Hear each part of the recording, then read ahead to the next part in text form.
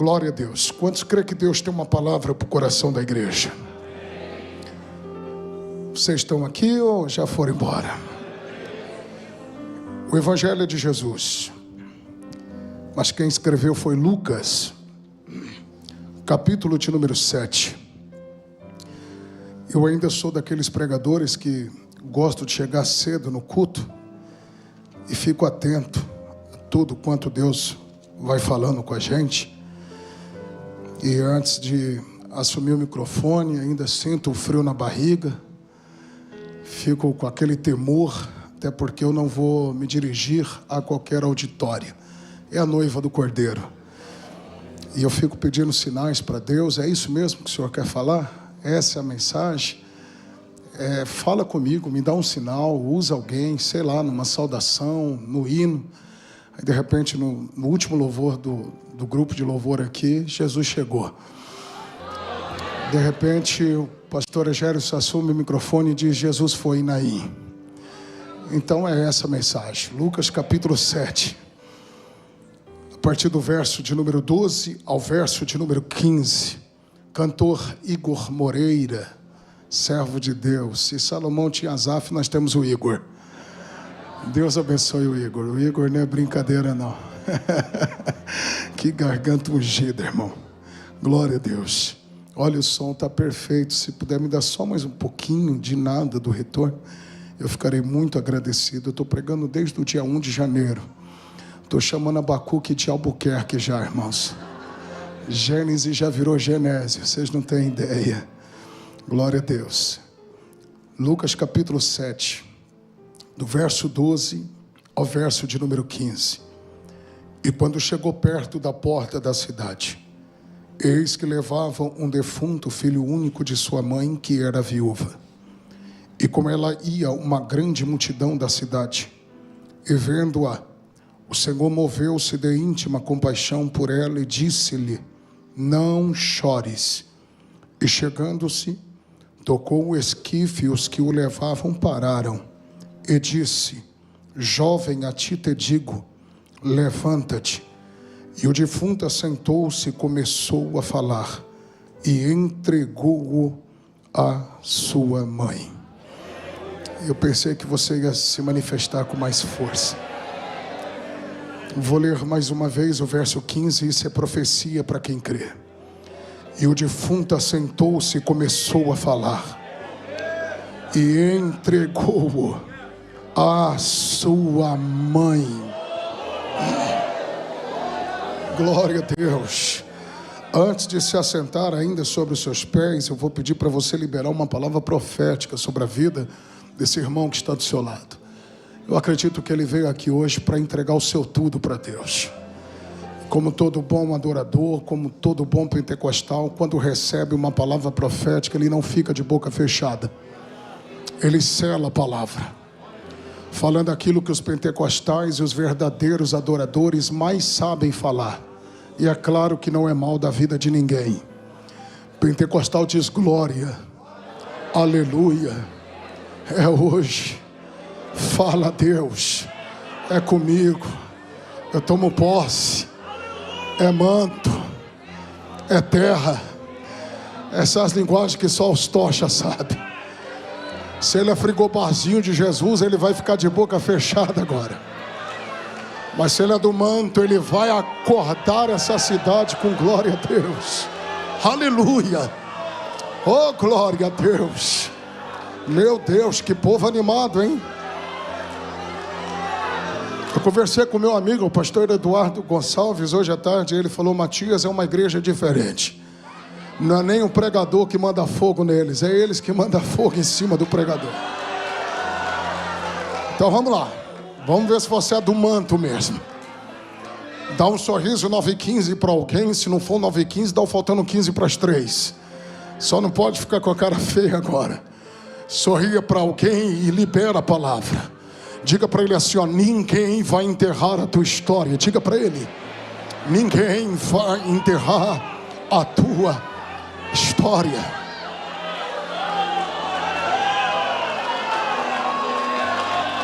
Oh, glória a Deus.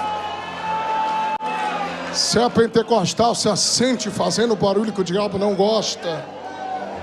Eita, glória a Deus. Aleluia. Oh, glória. Oh, glória a Deus. Deus abençoe meus amiguinhos ali. Homem de Deus, mulher de Deus. Tivemos a alegria de nos conhecermos também ali na igreja de um grande amigo meu, pastor Victor Hugo, o chileno mais chique do Brasil, né? Lá na Ives. Deus abençoe. Queridos irmãos, olhem para cá. Esse texto é um texto que é conhecido de toda a igreja. E eu confesso a vocês que eu tinha algumas coisas na mente, mas nada ainda havia caído no coração. E de verdade, eu estava ali preocupado porque o momento se avançava e se aproximava para que eu assumisse o altar, o microfone. E eu pedi a Deus um sinal. O Espírito Santo confirmou esse texto que tomou meu coração por assalto em poucos minutos, faltando poucos minutos para mim assumir esse microfone. Deu o sinal através dos servos de Deus. E esse texto é um texto profético. Antes, como guisa de introdução, eu preciso destacar pelo menos 3 observações peculiares desse texto. Primeiro, que esse texto é uma exclusividade da narrativa de Lucas. Você não encontra esse texto narrado por Mateus, por Marcos e nem por João. Apenas Lucas. Lucas, dos evangelistas, é o mais detalhista porque é grego. Escreve aos gregos e os gregos não engoliam qualquer coisa. Por isso, de todos os evangelistas, Lucas é o mais detalhista. E por mais detalhista que Lucas era, parece que Lucas não nos faz questão, ou não faz questão de nos apresentar esta mulher pelo seu nome. Ela tem um nome, como qualquer uma outra pessoa. Mas parece que Lucas se interessa em mostrar, apresentar-nos ela pelo problema que ela carrega na sua vida. Lucas fala-nos acerca de uma viúva. Uma terceira observação que nós precisamos fazer acerca desse texto é que esta viúva, se nós analisarmos a sua biografia, logo vamos perceber que a sua vida está dividida em 3 fases: passado, presente e futuro. O passado dela é triste, porque se ela é viúva, ela perdeu o seu esposo. Não bastando perder o esposo e ter um passado triste, o seu presente é amargo. Pois a Bíblia diz que ela perde o seu filho. E eu preciso abrir um parênteses, já fecho, mas eu preciso lhe dizer que quando o texto destaca a expressão único filho, o texto está querendo mostrar que já existia um problema na vida desta mulher. Pois é uma judia, e por ser uma judia, ter apenas um filho, isso já era um grande problema. Todos os irmãos que conhecem o contexto cultural, sociológico, teológico desse povo, sabe muito bem que quanto maior o número de filhos, melhor. Diferente do nosso planejamento familiar, inclusive nos dias odiernos. Mas aqueles que conhecem um pouquinho da cultura dos judeus, sabem muito bem que quanto mais filhos ter, melhor. Um dos salmos da Bíblia chega a dizer que bem-aventurados são aqueles que enche deles a sua aljava, falando de filhos e tratando-o como herança. Nós poderíamos permear por dentro das páginas seletivas, tanto da antiga aliança como da nova aliança, e nós poderíamos aqui falar disso de uma forma mais cirúrgica. Mas eu só quero que vocês entendam nesta guisa introdutória que esta mulher já tinha um problema. E se tinha um problema, o problema se torna maior. Pois o único filho que ela tem agora está morto. Seu passado é triste, o presente é amargo. E o futuro, pastor, é um futuro sem esperança. Pois dentro de uma visão expectativa, que é a visão para frente, parece que eu estou vendo esta mulher falando consigo mesmo, e quem sabe dizendo: e agora? Quem vai cear comigo, almoçar comigo? Com quem vou compartilhar as minhas lamúrias? Com quem vou dividir as minhas alegrias? Observe que ela está sozinha. O que me chama a atenção é que dentro de uma visão da expectativa humana, ela não tem mais ninguém ao redor dela. E eu preciso que vocês entendam que quando a Bíblia fala que ela está a caminho do cemitério de Naim para enterrar este filho, é muito mais do que um jovem, é muito mais do que um ser tricotomista, corpo, alma e espírito. É muito mais do que Um jovem que tinha cerca de 17 a 24 anos de idade. É toda uma projeção familiar. É todo o sonho de um dia ser avó. Era o sonho de um dia ver o neto seu correndo dentro da sua casa. Até porque aqueles que conhecem sabem que na morte do pai, toda a responsabilidade que estava sobre ele foi transferido para este filho. E era este jovem quem deveria produzir, prover, trazer segurança e o mais importante, levar adiante o nome daquela família. Logo, na morte deste jovem, está a morte da história daquela família. Ao sepultá-lo, aquela mulher não estava simplesmente perdendo um filho, ela estava perdendo o provedor, estava perdendo a segurança e o mais importante, ela estava perdendo a sua história. Pelo texto dá-se a entender que ela já é uma mulher avançada em idade, está impossibilitada de gerar, de produzir, de dar luz a novos filhos. É o único filho dela, é a história dela que vai ser enterrada. Isso daqui mexe comigo, me confronta, porque todos os irmãos que conhecem sabem muito bem que tanto nas páginas verotestamentárias como nas páginas neotestamentárias, todas as vezes que o texto aparece falando acerca de filho homem, ou aquele que é do sexo masculino, a Bíblia sempre estará tratando como história familiar. Judeu gosta de história. Judeu entende que filho homem é história. Judeu entende que Deus é um Deus de história. E de fato, quando você lê na Bíblia Deus de Abraão, Deus de Isaac, Deus de Jacó, isso é Deus de história. É por isso, quem sabe o porquê, está inserido nas páginas da Bíblia aqueles textos que diz que Ciclano gerou Betrano, Betrano gerou Fulano, Fulano gerou não sei quem. Já leu isso na Bíblia? Isso acontece muito naquele período que você tira para orar. Depois de 30 minutos de oração, você se levanta, vai abrir a Bíblia para ver o que Deus quer falar. Aí sai naquelas páginas dizendo que Fulano gerou Betrano, Betrano gerou Fulano. E aí nós, na nossa simplicidade, nós dizemos: Deus não quer falar comigo. É porque nós não entendemos que quem escreveu a Bíblia foi judeu. Judeu gosta de história. Judeu entende que Deus é um Deus de história. É por isso, por exemplo, o porquê de Jesus não ser bem recebido no Novo Testamento.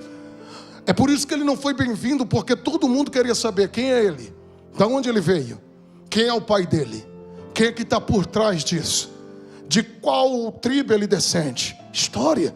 É por isso que quando você lê na Bíblia Ana desesperada, sem força para verbalizar palavras, mas lá dentro dela, quando ela faz um voto a Deus, dizendo: Senhor, eu quero um Samuel, ela não está simplesmente pedindo um filho, ela está dizendo: eu quero a minha história. É por isso que Raquel um dia chegou diante de Jacó e disse: me dá filho, senão eu morro. Ela está dizendo: Jacó, se eu não ter história nessa existência, do que vale viver? É por isso que a ira de Jacó se acende. Ele olha para ela e diz: estou eu no lugar de Deus que impediu o fruto do teu ventre? Literalmente ele está dizendo: calma, Raquel, porque quem dá história para o homem não é eu, é Deus. Escute isso daqui. Por quê, pastor? Porque quando você lê na Bíblia, a Bíblia falando que morreu os filhos de Jó, é a história daquela família. Quando a Bíblia fala da morte dos filhos de Elimeleque, Noemi, o Malom e o Quilion, é a história daquela família. Pastor Matias, e aí? Aonde o senhor quer chegar? Eu quero que você entenda isso daqui. O que, pastor? O que está dentro daquele caixão para ser enterrado é a história daquela família. Foi exatamente isso que o espírito de profecia gritou no meu espírito. Tudo que o diabo quer é sepultar histórias aqui hoje. Tudo que Satanás quer é enterrar histórias aqui hoje. Tudo que Satanás quer é acabar com histórias. Mas eu assumo este altar na autoridade do nome de Jesus, para liberar a palavra para quem tem glória na boca e acredita. Ninguém vai sepultar a tua história. Ninguém vai enterrar a tua história. Aleluia. Oh, glória a Deus. Esses glórias empolgam o coração de quem prega. Você não tem ideia. Oh, glória, o céu se abre, a revelação desce, a gente entrega tudo que Deus manda. Oh, glória a Jesus. Não é do meu costume, mas pelo amor de Deus, quebra o protocolo só para mim ficar mais à vontade. Catuca quem está do lado e cuidado que pentecostal dá choque. Cuidado que pentecostal dá choque. E se ele não falar nada, chuta a canela dele, pisa no dedão dele. Só não pode ficar de boca fechada aí agora. Oh, glória.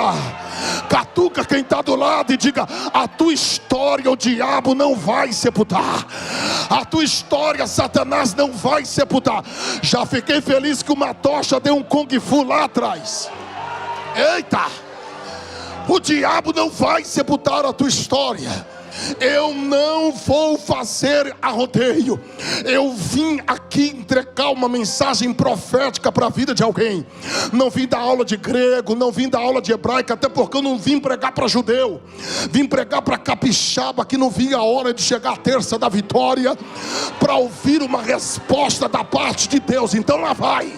Lá vai. Por quê, pastor? Estou pregando para alguém que está vestido de preto, dos pés ao alto da cabeça, no mundo espiritual. O ambiente é fúnebre, por fora parece que está tudo bem, mas aqui dentro só Deus sabe como está. E o meu corpo se arrepiou agora, porque o espírito de profecia está testificando no meu espírito que eu vim pregar para alguém. Que o céu está desabando sobre a tua cabeça. Quanto mais ora, piora. Quanto mais consagra em vez das coisas andar, está tudo indo de mal a pior. E vê se a palavra da ciência não está na minha boca. Por quê, pastor? Porque está no texto que se ela é viúva, ela já havia passado por aquele caminho. Como assim, pastor? Quanto tempo faz eu não sei, mas se é viúva, ela já tinha passado ali. O cemitério está do lado de fora da cidade. São cerca de 10 minutos, segundo a tradição. Ela já caminhou por aquele lugar, ela já chorou lá. Ela já sentiu tristeza lá. Ela já tinha sentido a perda lá. E olha, gente, vocês não têm ideia, eu estou olhando aqui de cima e já tem gente chorando. É que a palavra vai cortando a alma. Pega aí, eu já entrego tudo que Deus está mandando eu entregar aqui. Mas avivamento sem Bíblia não é avivamento. Então vem comigo para você entender. Por quê, pastor? Vê se Deus não parou tudo hoje para falar com alguém aqui. Por quê, pastor? Porque parece que eu posso ver essa mulher a caminho do cemitério de Naim. E quem sabe ela está dizendo outra vez. Deixa eu desenhar mais ou menos aqui para você entender.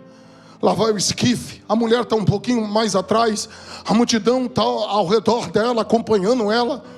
Tem pelo menos aqui um flautista, 2 carpideiras, ali fazendo todo o ritual judaico. E lá vai ela, chorando e sem abrir a boca. Parece que eu estou ouvindo o espírito daquela mulher gritando de novo. De novo por esse caminho, eu até me preparei para outros, mas de novo. Eu até me preparei para outros embates, mas de novo. Eu até me preparei para outras batalhas, mas de novo. Só que você precisa entender isso daqui. O que, pastor? Que a Bíblia fala que ela está acompanhada de uma grande multidão. Isso daqui é lindo, gente. Por quê, pastor? Eu acho que não vai sair glória agora, mas vou ter que falar.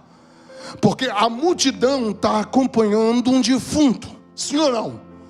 Então quer dizer que defunto também atrai multidão. É por isso que a gente não dá para se empolgar com números. Porque tem muita gente morta, acompanhada por uma multidão.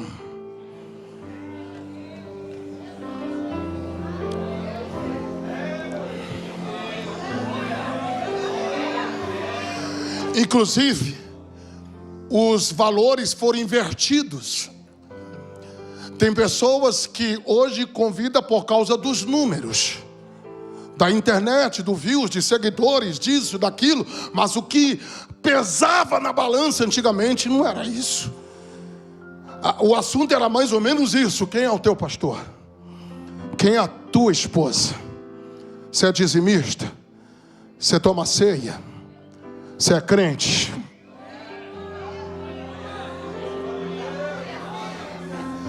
Cuidado que tem muita gente aí acompanhada de uma multidão, mas às vezes está morto. Mas isso é outra matéria. Eu só preciso que vocês entendam uma coisa. O que, pastor? O que nos credencia ainda é hombridade, é seriedade, é temor.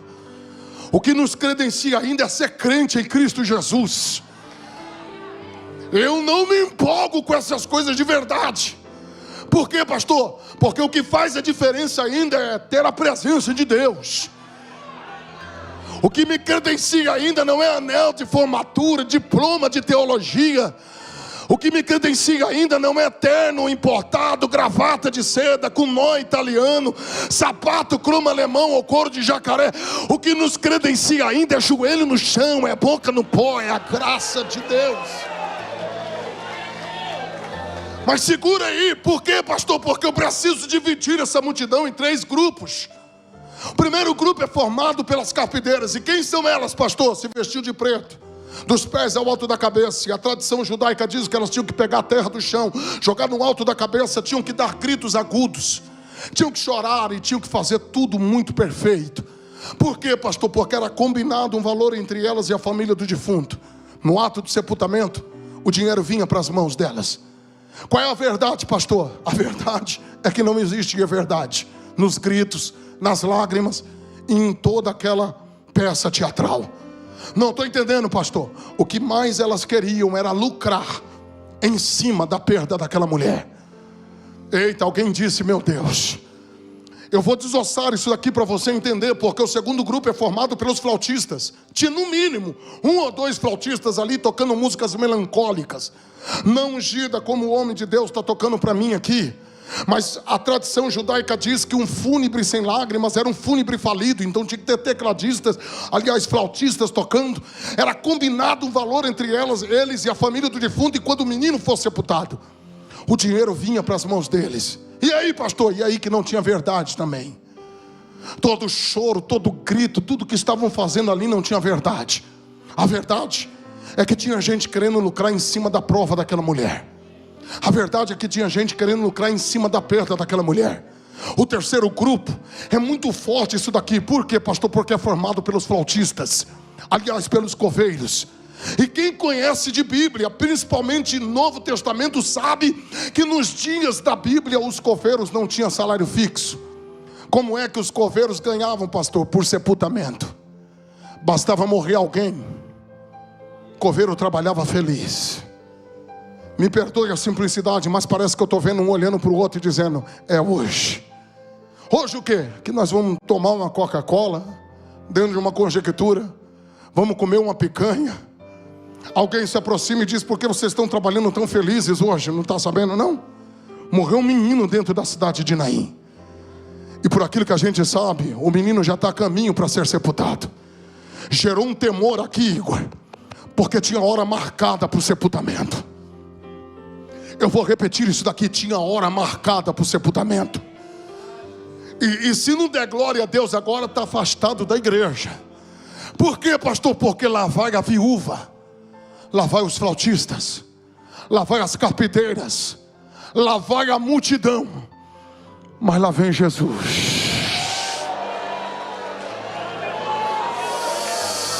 Oh.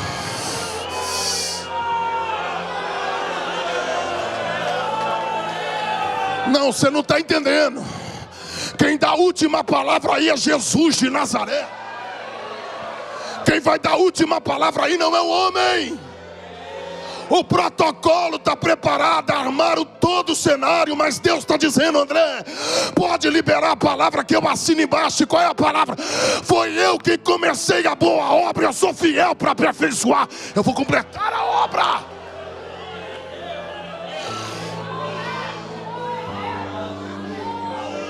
Eu estou pregando para alguém que está a caminho do cemitério para sepultar aquilo que gerou no útero do sofrimento. E aí, pastor? E aí que lá vem Jesus. Eita, estou arrepiado. Eu estou tentando me segurar, estou tentando manter a etiqueta aqui, mas eu estou ouvindo uma voz do meu lado direito que eu já ouço há mais de 20 anos. E essa voz está me dizendo, André, já abriram o buraco para sepultar a história dela lá, para sepultar a história dele lá. Mas antes de lançarem a história deles lá, eu cheguei em Vitória primeiro para operar o milagre. Só quem pode adorar. Oh meu Deus, pega na mão de alguém que está do teu lado aí agora, pega na mão dele, pelo amor de Deus, quebra o protocolo. Isso, Aleluia. Aleluia. Se está morto, vai ficar com a boca fechada. Mas se está vivo, vai abrir a boca para dar glória para Deus aqui agora. Glória. Eita. Tenta segurar essa glória que vai. Pega. Pega lá, mahala, barrash. Levante a mão dele para cima agora. E se é verdade que Deus está aqui, aonde tem uma mão levantada em glória, seja tocado pela presença de Deus. Oh, Rabanabachandarabahaya, e Calabachuri Micalabahaya, e Rabachandarabahaya. Vai pegar, vai pegar. Tenta segurar essa glória. Tenta segurar, tenta segurar.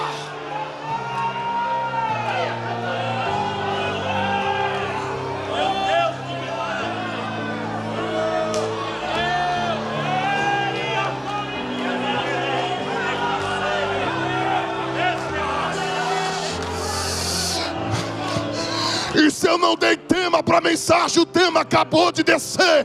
Qual é o tema, pastor? Vai ter milagre no velório. Vai ter milagre no velório. Eita! Uracalamahaya! Vai ter milagre. Só quem crê joga a mão lá em cima e abre a boca para adorar. Vai ter milagre.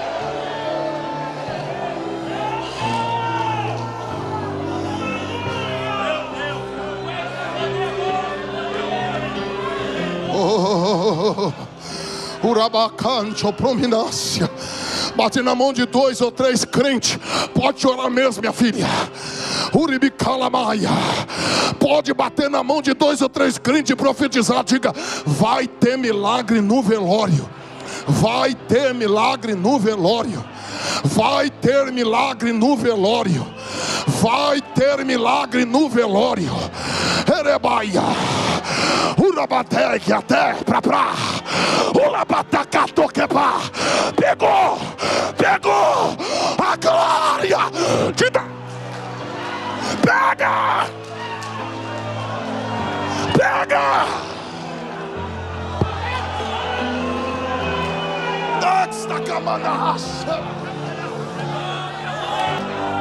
Alguém já colocou água no fogão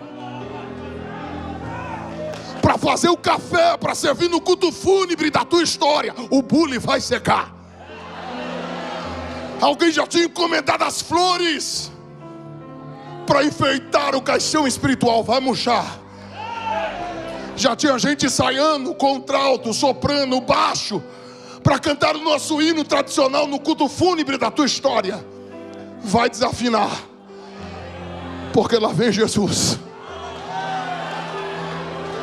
Lá vem Jesus. Oh, aleluia. Aleluia. Aleluia. Aleluia. Lá vem Jesus.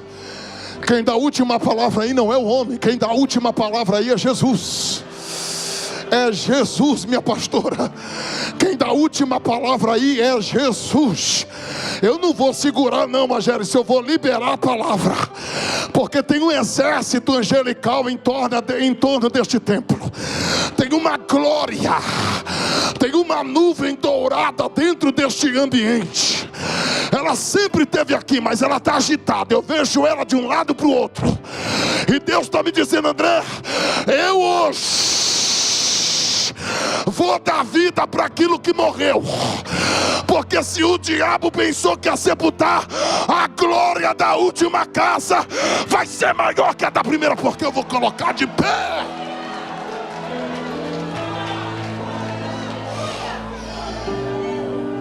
Só que eu preciso entender isso daqui. Eu já oro com vocês já, mas eu preciso entender isso daqui com vocês. Por quê, pastor? Porque lá vem Jesus.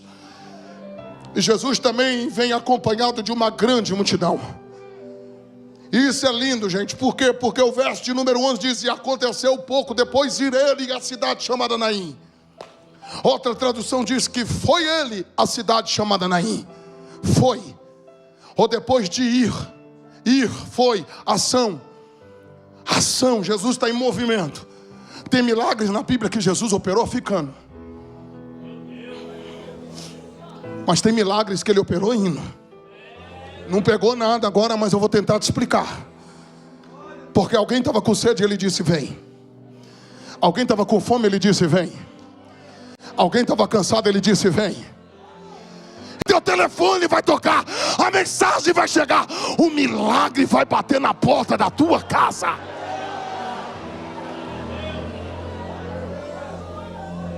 Ele foi, e quando ele vai para resolver. Aonde morreu o menino, pastor? Dentro de Naim. Para onde ele está indo, pastor? Para dentro de Naim. Por quê? Porque é lá que está o problema. Catuca quem está do lado e diga: ele está indo num problema.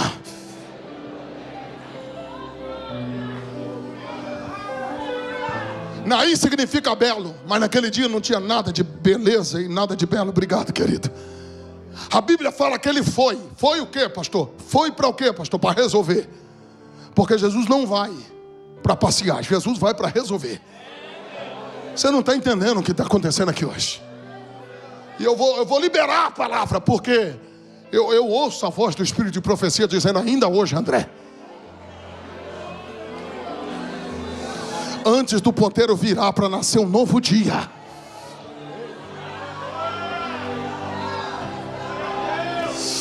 eu resolvo esse problema.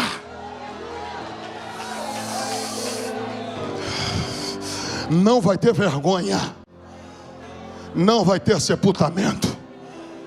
Jesus está chegando. Foi o hino que eles cantaram aqui. Deus confirmou a palavra no meu coração. Por quê, pastor? Porque lá vem ele. Se eu fosse falar dos dois grupos que está acompanhando Jesus aqui, tinha uma outra mensagem. Por quê, pastor? Não é só um grupo, não. Muitos dos seus discípulos e uma grande multidão. É que parece tudo a mesma coisa, porque está todo mundo acompanhando Jesus. Mas multidão é uma coisa, discípulo é outra. Eu acho que não vai sair glória, mas só para não ficar nas minhas palavras, o que distingue multidão de discípulos é que multidão só consome, discípulo tem compromisso. Multidão está hoje, se Deus não fizer o que eles querem, #sumiu. Discípulo não. Se não acontecer hoje, eu volto a semana que vem. Eu tenho compromisso com esse negócio. Fecha aspas, senão é outra mensagem. Eu só quero que vocês entendam uma coisa. Está no texto, e é aqui que eu queria pregar. Por quê, pastor? Porque a Bíblia fala que ele chegou perto da porta da cidade. Perto da porta da onde? Perto da porta da onde? Tiago, meu amigo, a Bíblia, de forma descritiva, fala acerca de uma porta. A porta da... Só que, pastor Agércio, meu amigo, tem mais 3 portas aqui nas entrelinhas. Ô pastor, o senhor estava até bem, mas agora o senhor chutou para fora do gol. O senhor está querendo falar que tem 4 portas? Tem. É que às vezes a gente lê a Bíblia muito rápido e às vezes a gente não enxerga esses segredos. Mas está aqui. Tá, pastor, tá.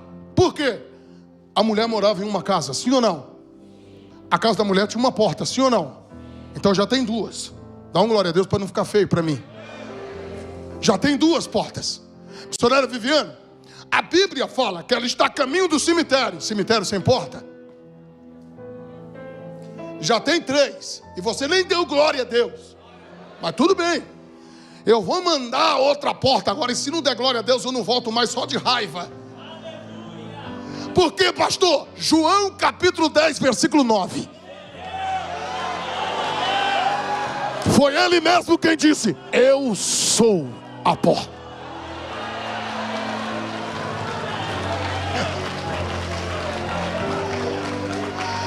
Estou entendendo não, pastor? Vou aplicar para você entender. Porque a porta da casa está falando da posição que Deus te colocou. A porta da casa está falando do ministério que Deus te deu. A porta da casa está falando dos teus sonhos, da tua família, do teu casamento, daquilo que Deus confiou nas tuas mãos. A porta da casa está falando da posição que Deus te confiou. Está falando do teu trabalho, do teu emprego, do teu sonho, do teu projeto. Você sabe o que Deus está falando aqui. Pastor, não estou entendendo. Deixa eu ser mais simples. A crise tem o poder de nos arrancar da porta da casa. Tem, pastor? Tem. Inclusive conseguiu tirar essa mulher. Ela já tinha passado pela porta da casa e já estava a caminho da porta da cidade para chegar na porta do cemitério. Pastor, não estou entendendo. O menino morreu dentro de Naim, gente. Jesus vai ressuscitar ele, sim ou não? Só que para Jesus ressuscitar, foi o menino quem saiu ou foi Jesus quem entrou? Foi o menino quem saiu ou foi Jesus quem entrou? Então não é você quem sai.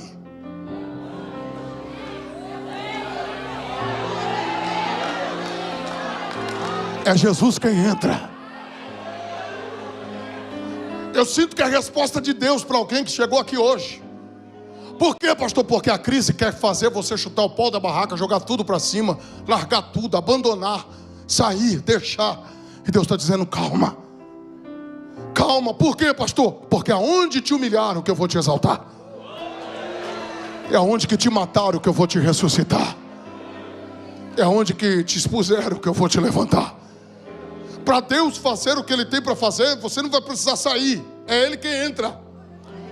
Eu vou repetir isso daqui, porque não é você quem sai, é Jesus quem entra. Eu sinto que eu estou pregando para alguém que veio aqui nessa noite e está dizendo, quer saber de uma coisa? Eu não quero mais saber de nada. E Deus está dizendo, sou eu quem entro. Não pare. Não chute o pau da barraca, não jogue tudo para cima, não desista. Você sabe que Deus está falando com você aqui hoje. Só que os céus me trouxe de São Paulo para dizer, calma. Aquieta-te. Saberás que eu sou o Senhor teu Deus.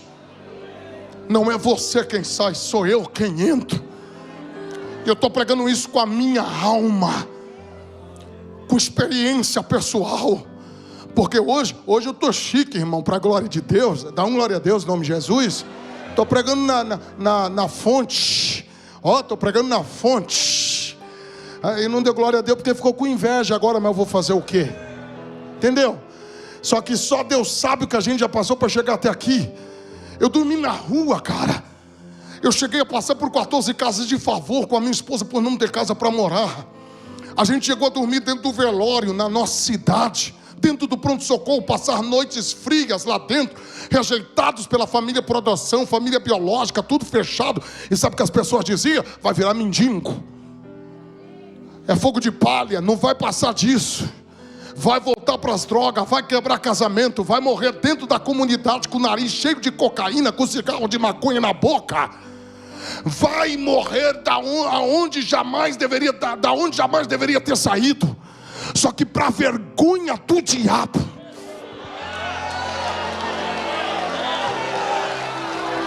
eita glória,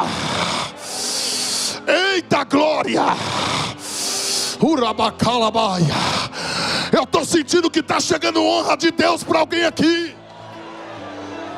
Eu não gosto de fazer isso, mas é a liberdade que eu estou sentindo aqui, porque a noite é profética. Profetiza para 2 pessoas, diga, Deus vai virar a chave hoje. Deus vai virar a chave hoje. Deus vai virar a chave hoje. Acredite no que eu estou pregando para vocês aqui. E se não der glória a Deus, o meu ancião de cabeça branca está enxugando as lágrimas ali. Eu prego só para ele. O que Deus está falando aqui é muito sério.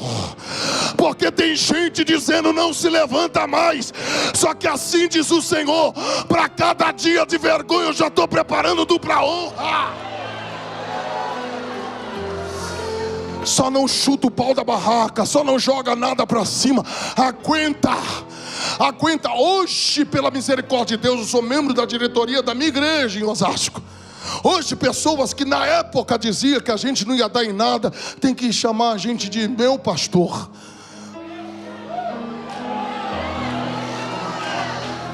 Eu não tinha expectativa de ter nada. Eu olhava para minha fofinha dos olhos verdes, que foi uma luta para passar para o meu nome, mas está no meu nome. É Rose Matias. E eu dizia, Rose, vai para casa da sua mãe. Pelo menos na casa da sua mãe você vai ter o carinho da sua família, vai ter a comida da sua família, vai ter a cama da sua família. E ela dizia, eu não te largo. Eu falava, só pode ser muito amor, ou muita loucura, ou muita fé. E ela dizia, nós estamos juntos, sairemos juntos. Eu sei que de repente, na 14ª casa de favor, eu estava deitado no chão, em depressão já. O menino foi lá dentro da casa da minha sogra, me tirou do chão, fez eu colocar uma roupa e ir num culto com ele. Naquela tarde, acabou o culto, um homenzarrão dos olhos azuis, do cabelo grisalho, bateu no meu ombro e falou assim: você é o André Matias? Eu falei: se for dívida, não sou eu. Sai fora, cara. Ele olhou para mim e falou: sou pastor Jonas Victória, sou pastor na cidade de Seiza, na Grande Buenos Aires. Falei: tudo bem, chefe? Ele disse: eu vim no Brasil por 2 motivos. Primeiro, falar com o meu pastor presidente. Segundo, eu vim te conhecer pessoalmente. Sabe quando alguém fica com cara de ué, eu? Diga pro irmão: o que Deus vai começar a fazer vai te deixar com cara de ué.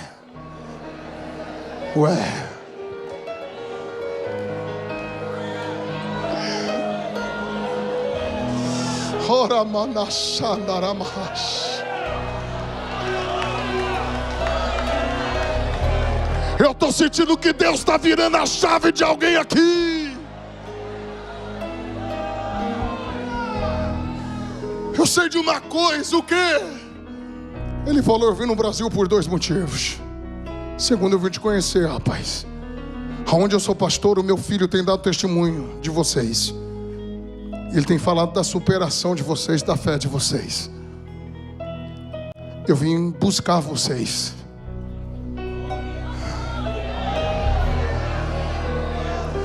Depois de 2 dias, eu e a Rose estava dentro de um avião pela primeira vez.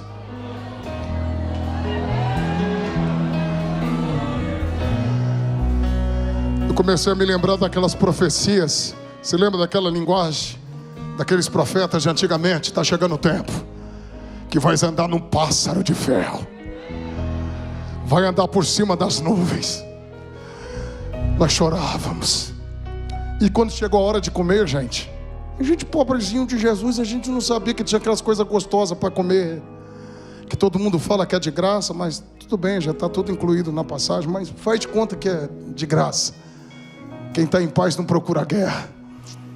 Eu sei de uma coisa: chegou alguém com uma mesinha cheia de coisa gostosa para comer, olhou para mim e para minha esposa e disse: quer o que, Senhor, daqui? Eu falei: eu quero é tudo. É glória mesmo, cara. E não vem não que você também gosta de comer. Até porque eu aprendi que os crentes pentecostais são os que mais comem. Eu acho que é porque a gente dá mais glória, sua mais, não sei. Eu acredito que só sobrou pão e peixe no dia da multiplicação porque a gente não estava lá. É desse jeito, vaso. E a Rose toda tímida aqui por baixo: calma, filho, calma, filho. Calma nada, filha, come. Acabou a prova, cara. Depois que eu aprendi a mexer no botãozinho lá de cima, eles traziam toda hora coisa gostosa para comer. Foi 3 horas voando e comendo. E não deu glória porque ficou com ciúmes da gente. Agora não, fazer o quê? Preguei 40 dias na Argentina. A favela venceu, cara. Porque Deus faz isso, Ele pega a gente lá de baixo.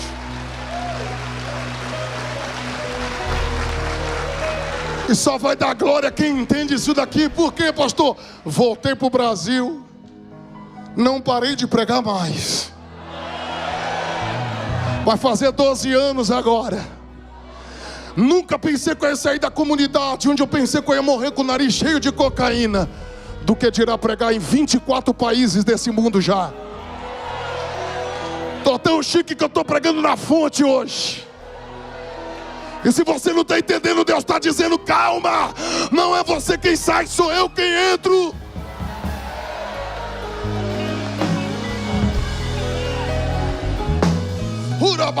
Eu nunca menti em cima de púlpito para tirar dinheiro de ninguém. Está aqui o Tiago, que trabalha comigo há algum tempo. O Agércio, que já me trouxe em eventos que ele sempre realizou. E muito obrigado por acreditar na minha chamada quando a gente estava começando. Eu nunca extorquei a igreja, eu nunca menti em cima de púlpito para tirar dinheiro de ninguém. Eu só aprendi a contribuir com missões, ser dizimista, ser ofertante e esperar em Deus. As coisas começaram a melhorar, eu aluguei um apartamento. Oh, glória! Só que o único apartamento que eu tive condição de alugar na época estava de frente com o cemitério que um dia nós dormimos, dentro do velório. Quando eu abria as duas janelas dos quartos, olhava do outro lado da rua, velório, e Deus dizia: foi dali que eu tirei. Se ficar soberbo, volta para lá, hein? É por isso que cada um tem o seu processo. Você sabe a área que você está em processo. Mas aprenda isso, o que, pastor? Deus nunca vai honrar se antes ferir primeiro. Porque Deus só honra quem é quebrantado de verdade. Calma, aguenta, porque você não tem ideia do que Deus está para fazer depois disso. Fica crente até o final que está chegando honra de Deus para a tua vida. Morei 4 anos nesse apartamento. Alguém fez um voto com Deus e ninguém mandou ele fazer, ele fez. Fez um voto que se alguém pagasse a dívida dele, ele ia tirar o dízimo e ia comprar uma casa para mim. Não foi que Deus gostou? Abençoou o camarada e ele foi crente. Pegou eu e minha esposa, colocou dentro do carro dele, me levou no interior de São Paulo, uma cidade que está cerca de 100 quilômetros da capital, Boituva. Me levou para dentro de um condomínio fechado. Entramos numa casa toda americanizada, até hidromassagem no meio da sala. Oh, glória! Isso é coisa de crente, eu sou dizimista, irmão. Deixa eu, em nome de Jesus. Eu sei de uma coisa. O que, pastor? O cara foi lá, comprou a casa no valor de quase R$1 milhão. Fechou o contrato, assinou, pegou a chave, colocou na minha mão, na mão da minha esposa e disse: vocês nunca mais vai dormir na rua, vai ser humilhado, porque a partir de agora a casa é de vocês. Quem crê que Deus ainda faz essas coisas pode dar glória, porque Deus está virando a chave. Só quem crê dá um salto dessa cadeira e abre a boca para adorar.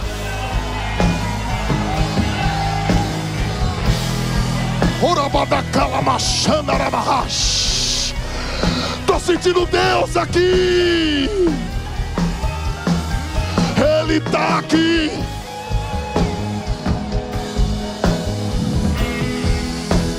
Oh, Ramanaramahash.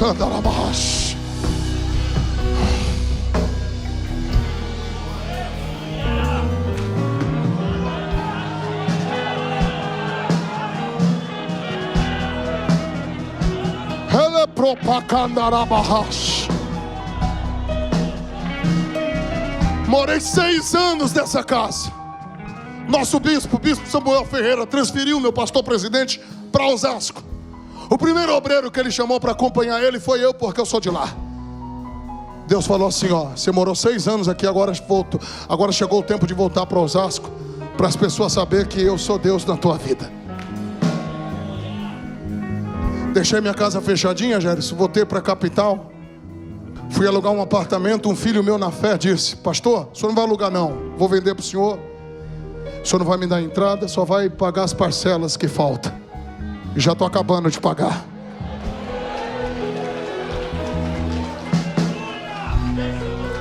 O que eu estou tentando te dizer é que se você ficar na presença de Deus, não tem demônio que tira aquilo que Deus tem para liberar sobre a tua vida. Estou sentindo que Deus está virando a chave de alguém aqui. E só vai entender isso daqui quem está ligado. Não estava no script, mas eu vou mandar.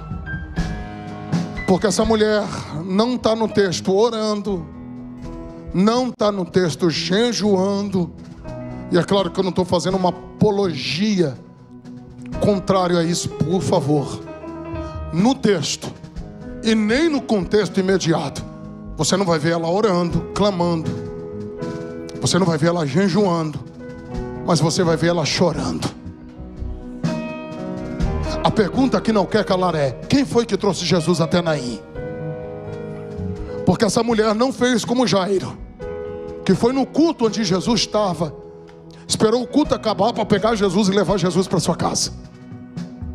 Ela não fez como as irmãs Marta e Maria, que mandou mensageiro buscar Jesus. Não está no texto. O texto diz que ela chora. Eu tenho para mim que quem trouxe Jesus em Naim foi as lágrimas dela.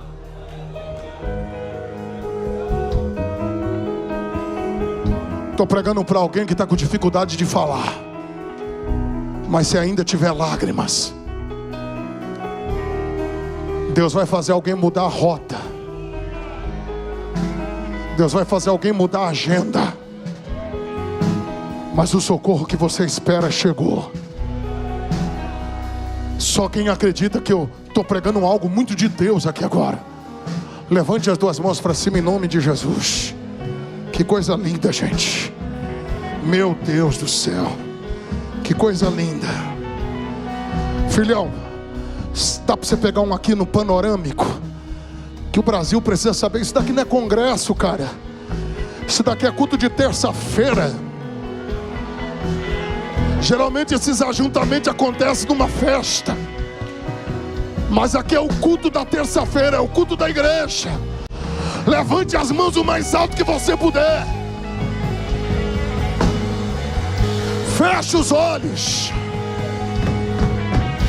Quando eu terminar de orar, vocês podem cantar, mas diga comigo: Deus, em nome de Jesus, se é verdade mesmo que vai ter milagre, dá um sinal agora.